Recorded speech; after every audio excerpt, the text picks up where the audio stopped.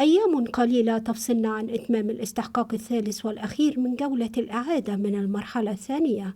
هذا الاستحقاق الذي سيضع آخر لبنة في البناء الديمقراطي، هذا وقد فتحت السفارة المصرية أبوابها من الساعة 9 صباحا وحتى الساعة 9 مساء على مدار يومين. يعني شيء ملفت للنظر أن في جولة الإعادة للمرحلة الثانية انتخابات مجلس النواب 2015 أن في بالفعل إقبال متزايد من جانب المواطنين المصريين للتصويت في مرحلة الإعادة، وده شيء إيجابي ويمكن بيختلف عن المرحلة الأولى. يعني مرحلة الإعادة أو في عملية الإعادة المرحلة الأولى في الانتخابات كان الإقبال يعني ضعيف، لكن احنا بنلاحظ ان اولا انتخابات في المرحلة الثانية زادت نسبة الإقبال والمشاركة 130% عن المرحلة الأولى. إقبال ملحوظ على لجان الاقتراع في اليوم الأول لانتخابات المصريين في ألمانيا، حيث شهدت المرحلة الثانية توافد ما يوازي على 4 أضعاف المرحلة الأولى بنسبة 130%. كذلك جولة الإعادة التي شهدت إقبالا ملحوظا على مدار اليوم. وبنتمنى إن شاء الله التوفيق كله للبرلمان القادم، وإن يكون النواب على قد المسؤولية بإذن الله إن شاء الله لمصلحة مصر. ما فيش شفافية أكتر من كده، وفيش يعني ما شاء الله. نتمنى إن في كل مكان يكون الانتخابات زي هنا مثلا في ألمانيا زي ما احنا شفنا.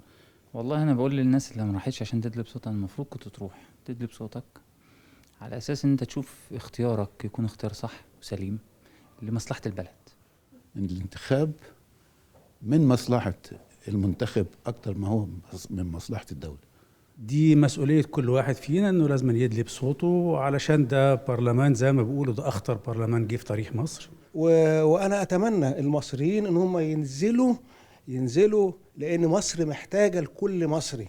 هذا وتشرف بعثة جامعة الدول العربية من دول العراق وفلسطين ولبنان والمغرب والكويت على سير ومتابعة العملية الانتخابية في السفارة المصرية ببرلين وقنصليتي هامبورغ وفرانكفورت لضمان شفافية ونزاهة الانتخابات. والمفروض أي حد اتولد في مصر يبقى لازم يروح دايما يعمل كل حاجة في مصلحة مصر. تحيا مصر، تحيا مصر، تحيا مصر. والسيسي ربنا ما يحرمش مصر منه أبدا. أصبحنا قاب قوسين أو أدنى من إتمام الاستحقاق الثالث والأخير من خارطة الطريق.